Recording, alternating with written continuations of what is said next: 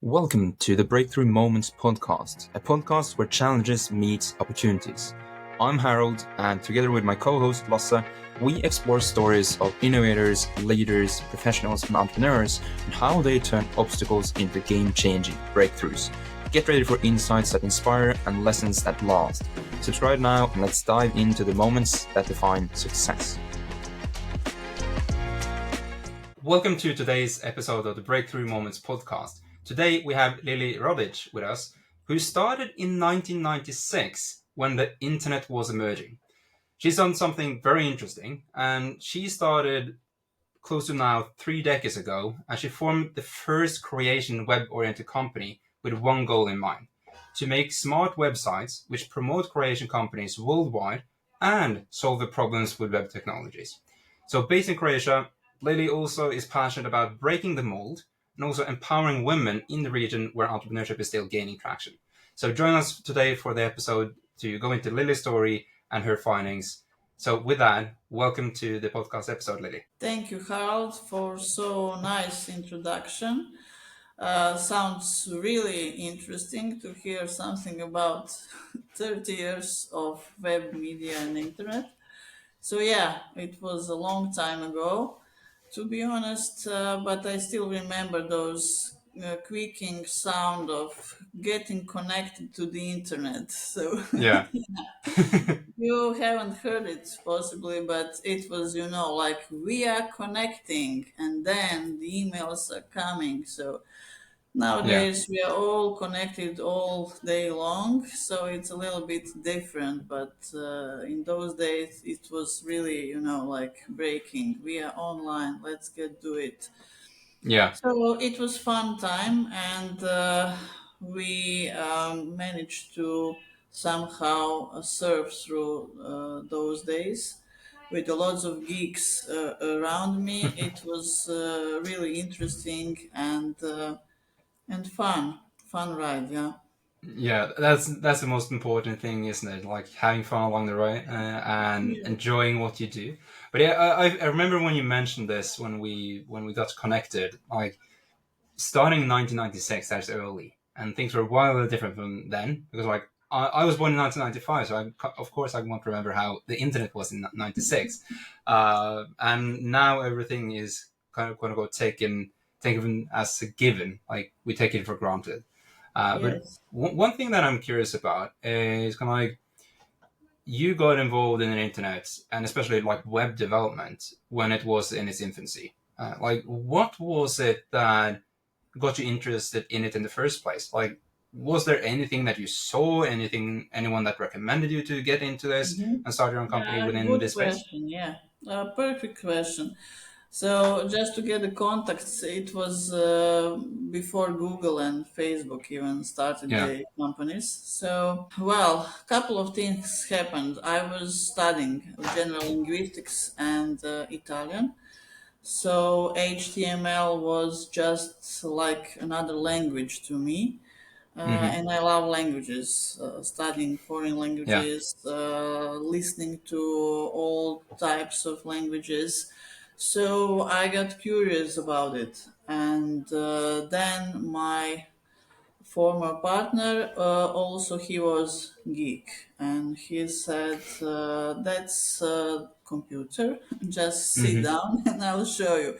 Because I was typing on the typing machine Yeah. those days, and I started typing on computer and understood that there is something going on like databases and that sort of stuff.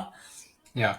So it was really to me some virtual journey into another world, to be honest, Hmm. and I was really fascinating how people can connect through it. And Hmm. I realized that we should, promote Croatian companies on that media.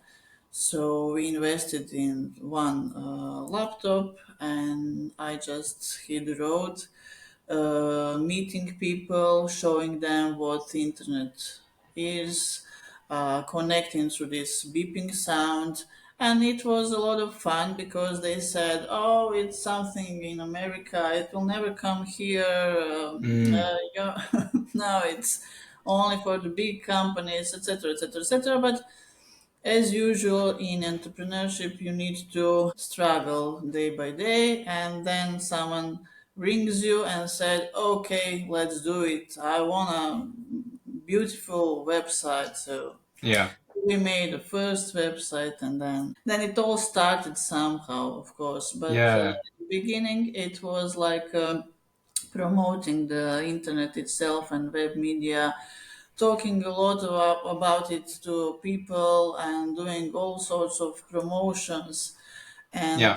gatherings on that topic. Yeah, it Yeah. was interesting. So you basically got into like HTML being a new quote unquote language since Yeah, you were into linguistics. So yeah, basically, you just saw it as another like language, quote unquote. yeah, like another language. Yeah, that's interesting. Like I have really like never heard anyone describe like especially like web development. You could say that like writing code, like you have the coding languages, but like it's a different take and different entry from what I've heard other people do or have on it. So that's interesting. But a lot of things have changed from the moment where you guess like you travel around, show them this like this new technology that connecting online is possible. Like, would you say that there are certain chapters in terms of what's changed since then to now, or any particular highlights in terms of like how do you see or how would you describe the changes that we've seen since like 96 to now 2024 in terms of how the Oh, entire web yeah, development but also the internet has changed? a lot happened since then. As we all know, Google, then Facebook, social media. But yes, here in Croatia, I formed fight clubs. It was a Mm. lot of fun. We had anti-stress balls, and we did some debates in a theater nearby our company. And the topics were, for example, iPhone versus BlackBerry, which may Mm. sound very Yeah. crazy at the moment, but those days it was, like dealing with security. BlackBerry was totally secure, very Mm. old-fashioned, and iPhone was, costly, for example, Oh yeah, yeah. And it costs a lot now as well compared to Yeah, what as well. mobile But devices cost as then. we all know, iPhone won during the days. And then, for example, the other fight was like social media versus board games. Mm. Yeah. So it was like 300 people sitting in a theater and listening what's next on the web scene. So we were Hmm. really promoting this web thing here in Croatia. And of course, you may seen maybe this. This is the CDs Yeah. with us, So those were the times with some changes. First, you can make the CD, put the website on it, so you get certain products, not only Yeah. like pages on the computer. So we always try to combine some things from the virtual and real world to get the people understand a little bit what they can do with the marketing or promoting their products and services. So those fight clubs with people were really interesting for me. Hmm. And of course, I would suggest to anybody who is in no matter which industry to get to the top conferences.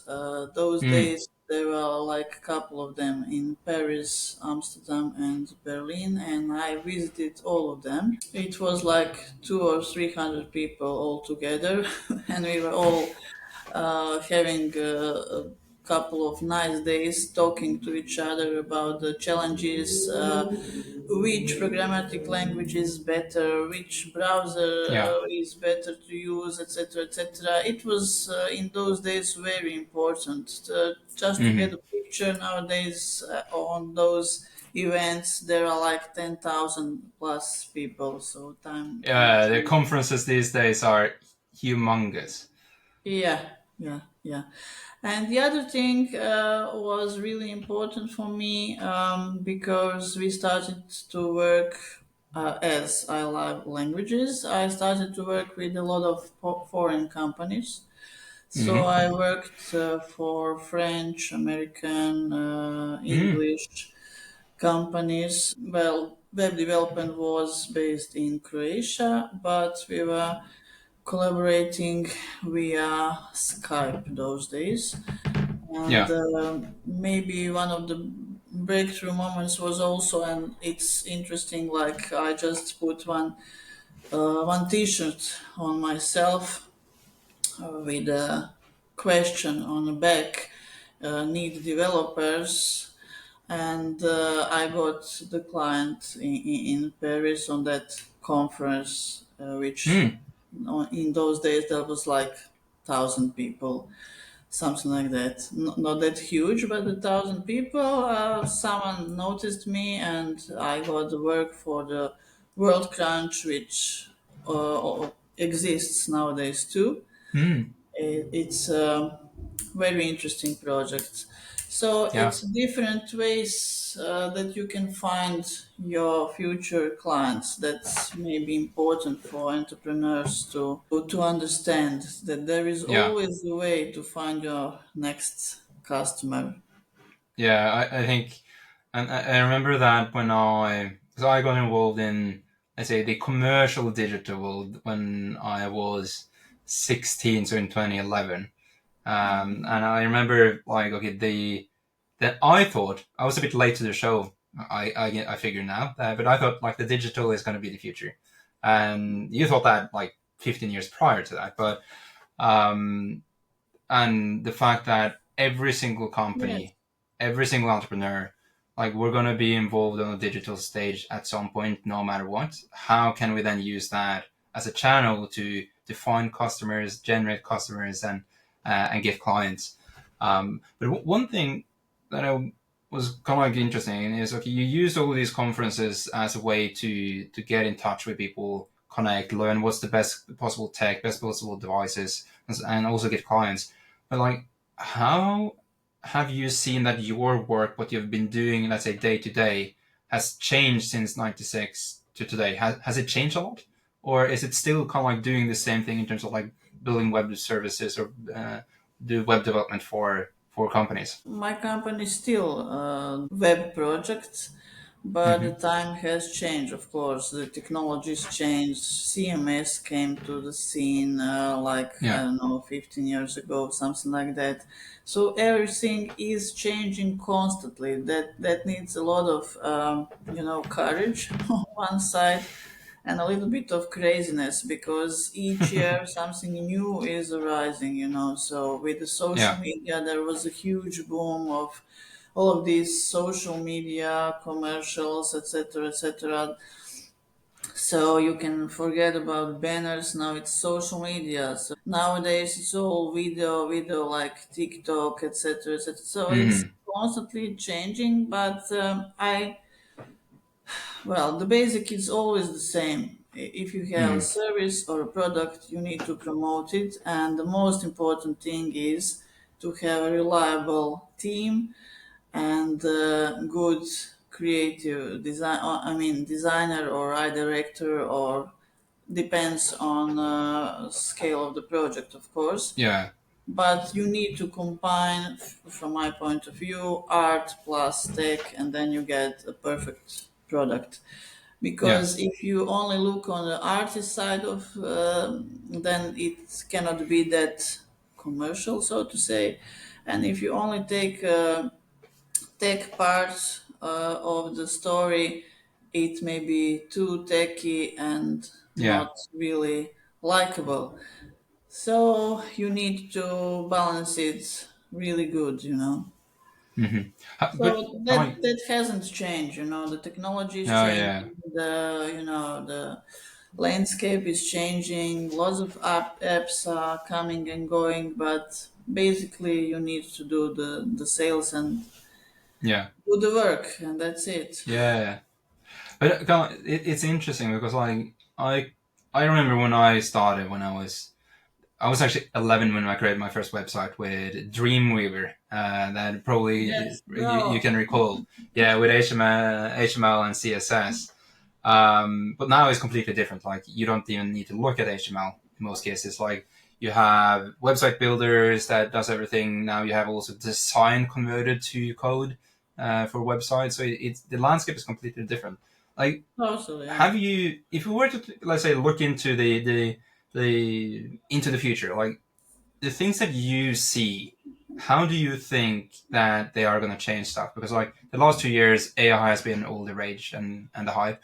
Like it's come, it's out of the box. It's never going to go back in. Like, how do you see that this will change over, let's say, the next 5 to 10 years? Yeah, it's a hard question. If I know it, I would be a next millionaire, you know?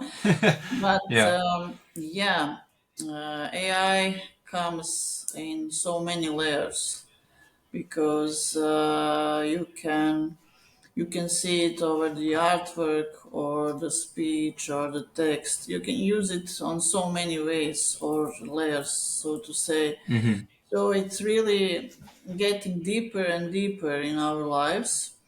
Of course, like internet in the start, it was like you have everything, you have world in your computer, which was really fascinating for me.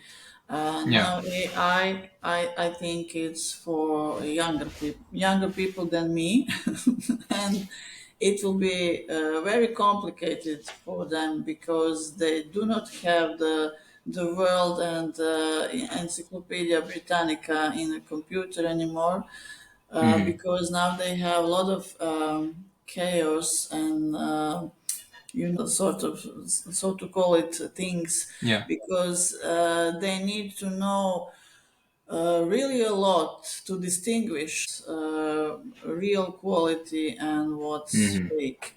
Um, I Yeah. don't think to say that AI is not good.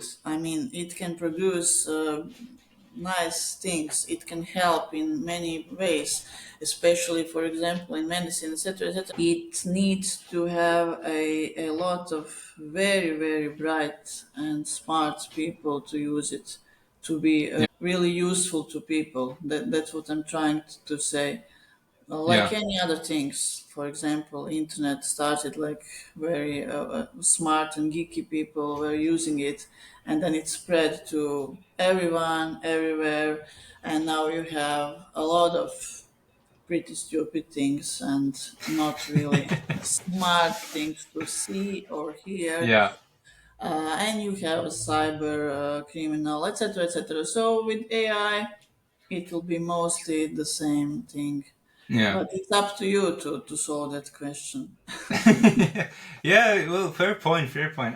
I think I heard this one on actually on another podcast. I think this was probably a year or so ago, where he described the biggest challenge to, as a professional life and business and the economy in general when it comes to AI is that or LLMs specifically, so large language models like ChatGPT, is that it makes it very easy to emulate expertise, but you don't necessarily have the expertise that you present because you've used these models to seem more in depth, seem more professional, seem all of these things. So being able to identify what's proper quality or not can only be done by having the expertise from beforehand, and then okay, having that as a filter to okay, this is what ChatGPT spits out.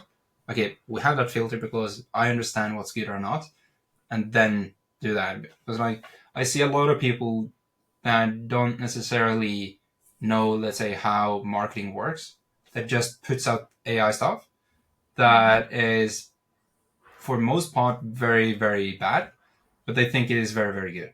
And then that misalignment in terms of okay, what is actual good quality or not, I think that gap is just going to widen, where it's going to be more in that area of it's too general and not specific enough to generate the Yeah, proper value. But it's going to be interesting to see. yeah. Proper value needs time, and Yeah, quality needs always time. or money or some combination, to be honest. Yeah. Yeah. The next thing I wanted to go into is that you mentioned that you're not just doing this web development. You're also into helping women and female entrepreneurship in Croatia. And one of the things that struck me when you mentioned it last is like how little both support, but also just in general cultural encouragement there are of entrepreneurship. Is that why you decided to, okay, I want to help more female entrepreneurs or women get into entrepreneurship? Or was there something else that like got you into that in terms of doing that encouragement and doing that coaching and helping of this? Yeah. Well, doing doing a business is never really easy. I mean, some people when they're starting, they think, yeah, I'm gonna open company and get some clients and everything will be fine. I will employ some people, or nowadays you do not need to employ people. You just contact them online and everything will be perfect and you will earn a lot of money. But it's not like that, and Mm. usually everything goes ups and downs. Like.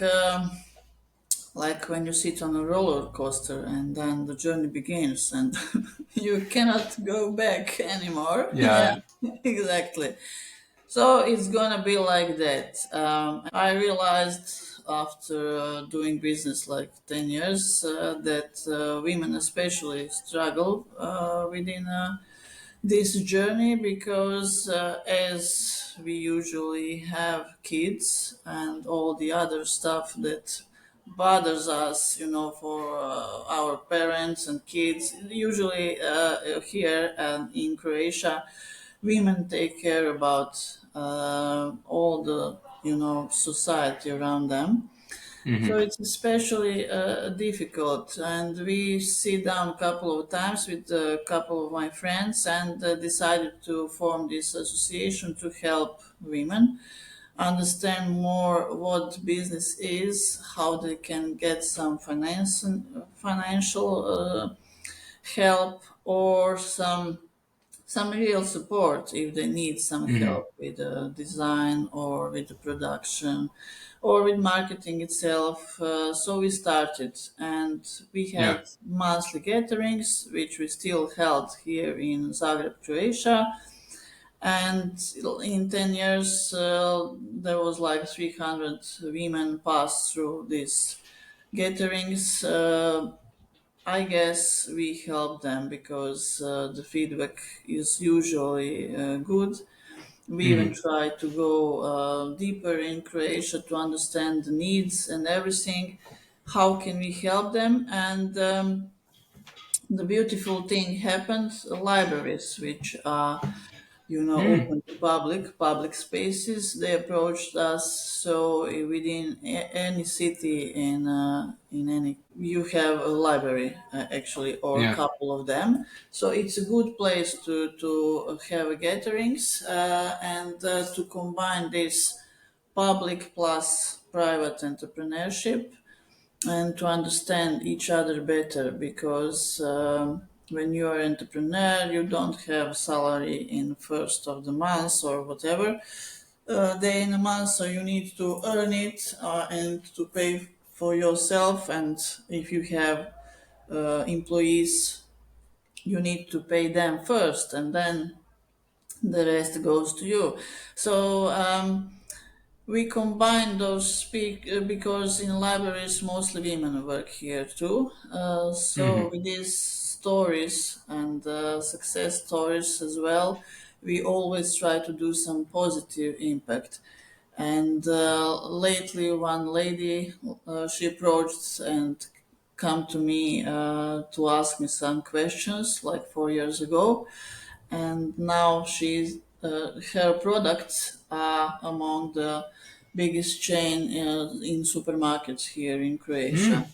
and that makes me really happy, and I'm proud for her because she did it, and it Yeah. wasn't easy, and it will never be easy because now the other roller coaster starts because the business is spreading. It's not only her doing some small products, But Yeah. now it's going into some other directions, which is again, next challenge. But it's Yeah. like that. And doing that, I came to this happiness coaching because Yeah. I always saying that positive speech is more interesting and better to hear it, to to feel others, because everyone has sad moments and difficult moments, and yes, we can talk about those too, but it's important to say, okay, but I come over it with this or that tactics, and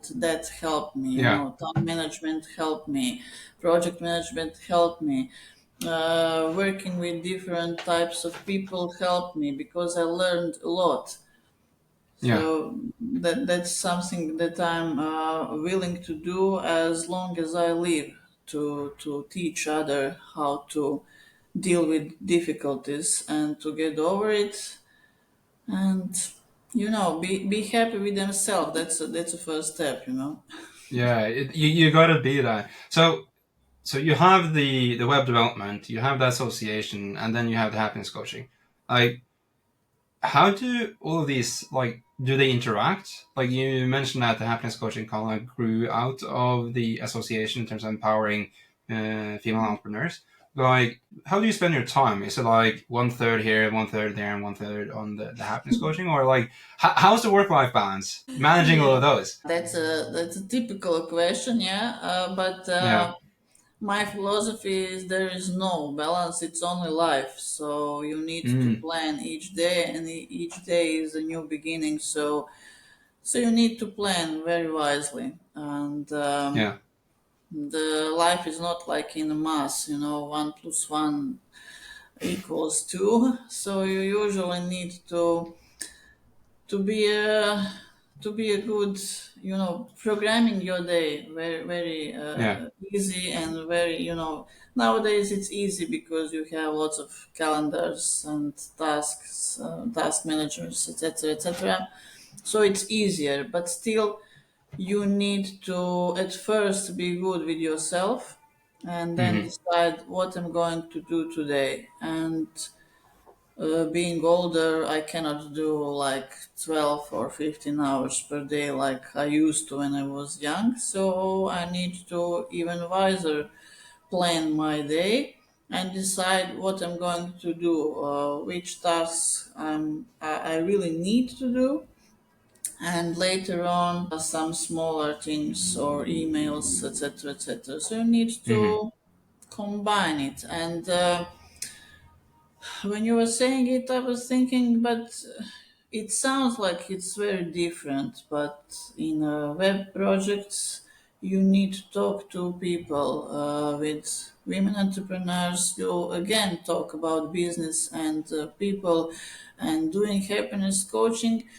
you're teaching people some techniques. So it's always this human approach is very important. Either you're doing Yeah. a project or empowerment or some kind of teaching or workshops, you always deal with people. That's what's really important to me, and that's why I'm not really fond of working with AI, because I prefer people. I'm a people Yeah, person. people first. Yeah, I agree.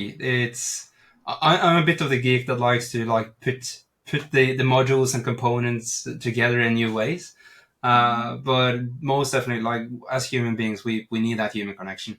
Like we need to have I that think so. interact with each other. Without it, we would basically be like a flower that doesn't get nutrition or water. Like we would wither away. So it's Yeah, super important. Yeah, exactly. one thing that I see, or at least think, AI is going to do after having done a lot of research the past years is I believe that AI is going to replace a lot of the functions we people and we humans do that will allow us to spend more time interacting between each other instead of just, let's say, data entry, for example. Like, why do we need to do a data entry if we can have a machine do it that is way better at it, 100 times faster, like we can Of course. empower the human connection rather than just sitting there and punching data. So I understand the premise of that's why I'm not interested in AI because I'm interested in people. Um, One thing that I want to go into because I think you mentioned it last time is the plan ahead in terms of the web development company, in terms of handing it over. Like, okay, how can I bring this legacy on? Like, what's the plan? Like long term, is it to pass it to someone else? Like, what do you want to go and do with it? Because like you've done it for 30 years. Like, what's Yeah. next? Yeah, I'm willing to mention it because I think it's really important for anybody in a business just to know your limits, Mm, and after a certain period of time, you need to realize that everything changed and it might be better to just pass it over to someone younger or with more energy on and different approach. So, for example, I started working with 30 years younger people around me, and nowadays we have within a company like four of them, and we are trying to understand how they approach the problems and the yeah. projects, and it's really interesting. So I think it's very good to prepare yourself and possibly in a couple of years just to lend it over and stay behind like someone who can mentor them. And Hmm. after the CMS, like in a tech, is content management, so on solutions and softwares you've seen. I'm sure of it. You've seen some of them. Yeah. And nowadays, I'm more into, coaching, mentoring, and sponsoring. So the Yeah. other CMS, I will slowly but surely go into. Yeah, it's interesting because I've had a couple of people on, I guess, on the podcast that has been at a similar stage where they've been doing what they've been doing for 2, 3 decades, and they're closing in on it's time to hand this over to my successor, and that entire dynamic. I think a lot of entrepreneurs don't even think of that because it's like it's so far ahead. But I think having a succession plan or a legacy handover plan for how do I pass this on so that the company can grow further. And that is going into a completely different question as well, which isn't necessarily quote unquote retiring from being the CEO of your own company, but like knowing when is it time for you to step out of the entrepreneurial role of the Yeah. founder of a company to have someone else take over to run it and grow it further. Because I Hmm. personally, I'm not a manager. I'm the guy that has 1,000 ideas and I spin them up, but I'm not the operator, the manager, that role at all. And I think that is one thing that is a lot important for entrepreneurs to know, which is like with themselves, what are you best at, and stay true to that, and hone your skill where you're really really good, because then you're gonna get really good if you keep doing that for a decade, 2 decades, 3 decades. Um, Yeah, I but yeah, totally agree. Yeah. one thing that I want to end with is I asked this question to every guest on the podcast, and I get a lot of interesting answers. So I'm curious about yours, and it is if you can get an answer to one question related to your business or what you do, something you're curious about. What would that question be, and what would you like to know? What would I like to know? Yes, you don't it's a have big enough. question. A You big don't have question. enough time to hear what I want to know. But yeah, one question. One question. Well, I will keep on this human side, and to just question the humankind. Shall we, or how can we adapt to all of this technology in the future? Hmm. Because I think that's the major shift at the moment, Yeah. because we are really diving deep into this tech thing. And saying that, I think the major question is not work-life balance, but the balance between this digital and the real world. And Mm, that's why I think the happiness is the key. You need to yeah. be okay with yourself, and then you can impact the society around you. Yeah, I like that.